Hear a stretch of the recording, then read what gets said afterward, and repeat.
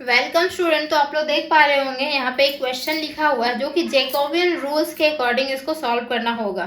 ठीक है, तो जैकोबियन रूल इससे पहले हम बताए हुए थे किस तरीके से होता है।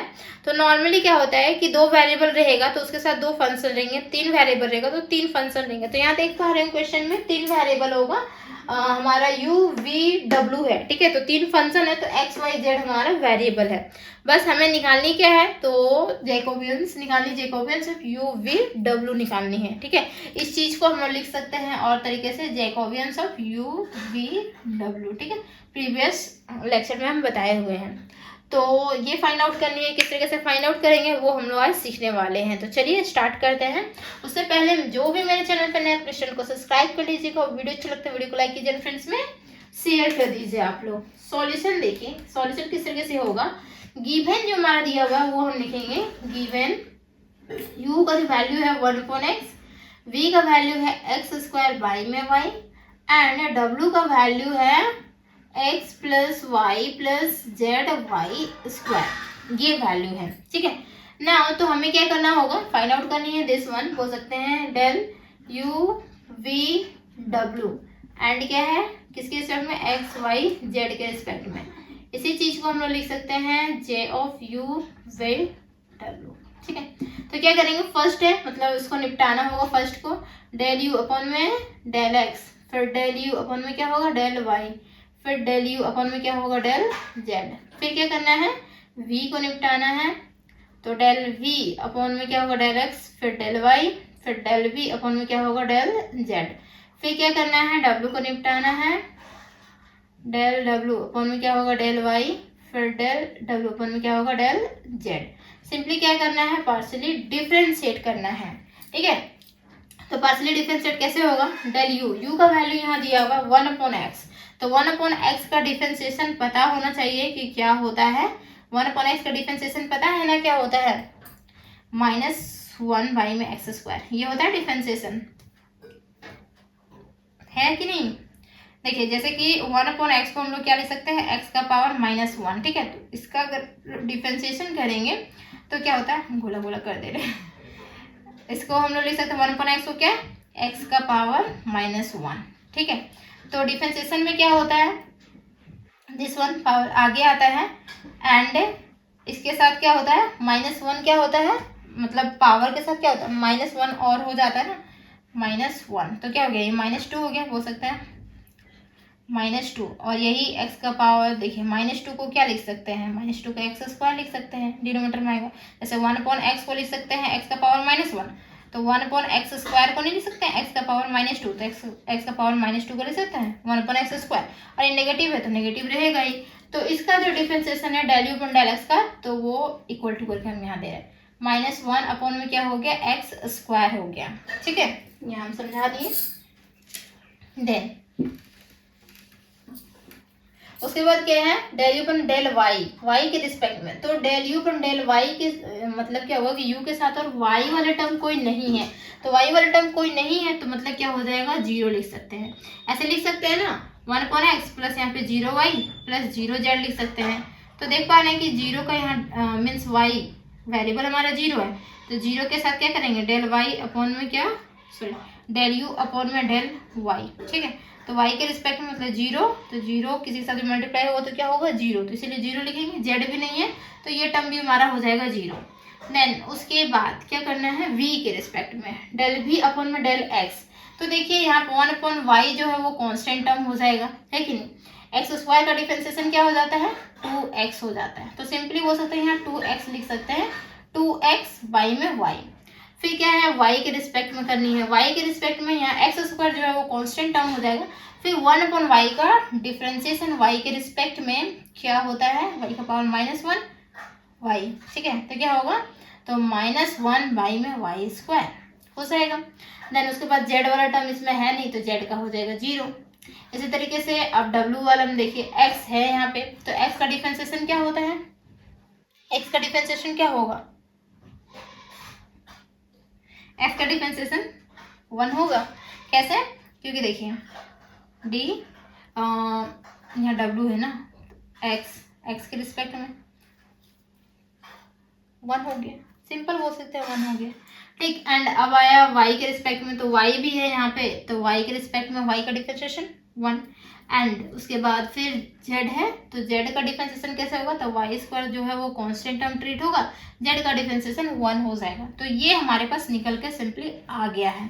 ठीक है। एंड अब इसको कैसे सॉल्व किया जाता है, तो इसको सॉल्व किया जाता है, फर्स्ट टर्म को हम लोग रखते हैं एज इट इज, एंड उसके बाद क्या करना होता है, ये जो हमारा कॉलम है और ये रो है, इसको छोड़ के उसके बाद इस चारों को सॉल्व किया जाता है। ठीक है, चारों को सॉल्व कैसे होता है, तो ये राइट साइड से यहाँ से इधर जाएंगे, ये मल्टीप्लाई करेंगे माइनस ये मल्टीप्लाई करेंगे। ठीक है, हमेशा ही होता है। तो इधर ये मीन्स डायगोनली मल्टीप्लाई करेंगे तो क्या होगा, square Y square cancel out, minus simple X square बच जाएगा। और यहाँ पे माइनस क्या होगा, 1 मल्टीप्लाई विद 0 0। तो ये एक टर्म हो गया हमारा सॉल्व। ठीक, उसके बाद क्या होता है, माइनस होता है फॉर्मूला में माइनस। उसके बाद ये जो टर्म यहाँ पे जो भी टर्म रहेगा, तो ये तो हमारा 0 है। अब 0 के साथ कोई भी चीज मल्टीप्लाई करेंगे क्या होगा, 0 होगा, तो यहाँ लिखने की जरूरत है नहीं। फिर उसके बाद क्या होता है, प्लस होता है, प्लस 0। 0 के साथ कोई भी चीज मल्टीप्लाई करेंगे तो क्या हो जाएगा, 0, कोई दिक्कत नहीं। माइनस माइनस क्या हो जाएगा, प्लस 1/x², और ये हमारा x square cancel out, value 1। तो ये हमारा हो गया आंसर। तो इस क्वेश्चन का आंसर है 1। अगर कहीं भी डाउट है तो जरूर कमेंट करके पूछ लीजिएगा। ठीक है, अब रूल्स कुछ बता देती हूँ मैं, जैकोबियंस रूल्स क्या है, जो कि हम लोग आगे चल के क्वेश्चंस में अप्लाई करने वाले हैं। ठीक है, तो ये हम इरेज कर देना, यहाँ पे हम रूल्स लिख देते हैं। ठीक, देखिए इसे हम इरेज कर दे रहे हैं, इतना आप लोगों को सॉल्यूशन थोड़ा सा रहने दे रहे इधर। ठीक है, सम इम्पोर्टेंट जैकोबियंस है, जो कि नंबर 1 में हमारा है x इक्वल टू अगर r cos theta and cos theta, y equal to r sin theta, कहीं भी हम लोग मानेंगे, आगे चल के क्वेश्चन बनाएंगे तो उसमें हम लोग मानेंगे, तो वहां पे क्या होता है, देन ये जो जैकोबियन मोड जो होता है वो हमारा हो जाता है r। सिंपली इसको बोलते हैं, ये डबल इंटीग्रेशन कुछ इस तरीके से dx dy होगा, क्योंकि x और y दो ही हमारा वेरिएबल है। ठीक है, तो ये हमारा पोलर फॉर्म में बोला जाता है, x equal to R cos theta, y equal to R sine theta, polar form में होता है ये। ठीक है, तो देन लिखेंगे, देन j जो है Jacobian equal to r, and this one equal to बोल सकते हैं r dr d थीटा। ठीक है, इस जगह पे हम लोग r dr d थीटा हम लोग लिखेंगे। ठीक है, चेंज कर देंगे डायरेक्टली पोलर में। तो ये तो फर्स्ट हुआ। सेकेंड, अगर x equal to r sine theta cos phi, y equal to r sine theta sine phi, और z equal to r cos theta, कहीं अगर कंसीडर करेंगे, जैसे 3 वेरिएबल रहेगा x y z, तो हमें सिर्फ यही वैल्यू ही कंसीडर करनी होगी और दूसरा वैल्यू कंसीडर नहीं करनी होगी। ठीक है, तब जो जैकोबियन होता है वो क्या हो जाता है, तो जैकोबियन जो है वो हमारा हो जाता है, इसको हम लोग लिखते हैं x y z के रिस्पेक्ट में, किसके रिस्पेक्ट में, r हो जाएगा, थीटा हो जाएगा और फाई के रिस्पेक्ट में हो जाएगा।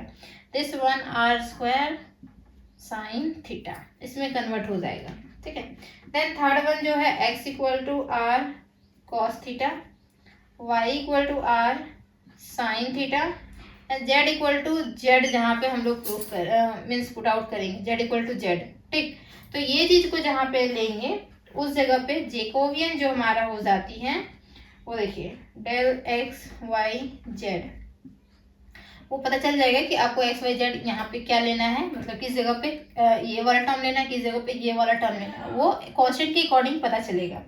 ठीक है, देन ये जो है वो आर थीटा और ये हमारा जेड हो जाएगा, इसका जो वैल्यू होगा वो हम लिखेंगे आर सिंपली। तो ये तो थर्ड हो गया। देन फोर्थ में X plus Y equal to U and y equal to U V. ठीक है, तो ये टर्म जहाँ पे लेंगे, तो ये टर्म जो लेंगे वो जैकोबियन जो होगा वो हमारा बन जाएगा u।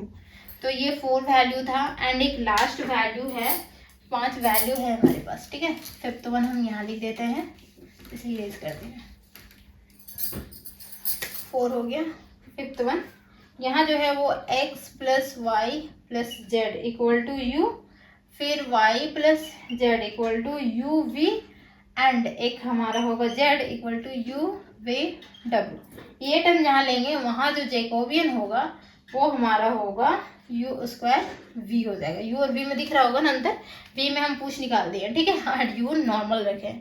तो ये 5 जो रूल है वो हम लोग वो जगह पे अप्लाई करेंगे। अब जो क्वेश्चन सॉल्व करेंगे उसमें अप्लाई करेंगे हम लोग रूल्स, ठीक है। तो ये हमारा होता है यहाँ पे कंप्लीट। नेक्स्ट वीडियो में हम इम्पोर्टेंट क्वेश्चन बताएंगे जो कि एग्जाम में आया हुआ है और ये रूल अप्लाई हुआ है। तो थैंक यू सो मच यहाँ तक बने रहने के लिए। चैनल को जरूर सब्सक्राइब करके जाइएगा, वीडियो अच्छी लगती है वीडियो को लाइक कीजिए, फ्रेंड्स में शेयर कर दीजिए। अब नेक्स्ट वीडियो में मिलते हैं। Tata bye bye.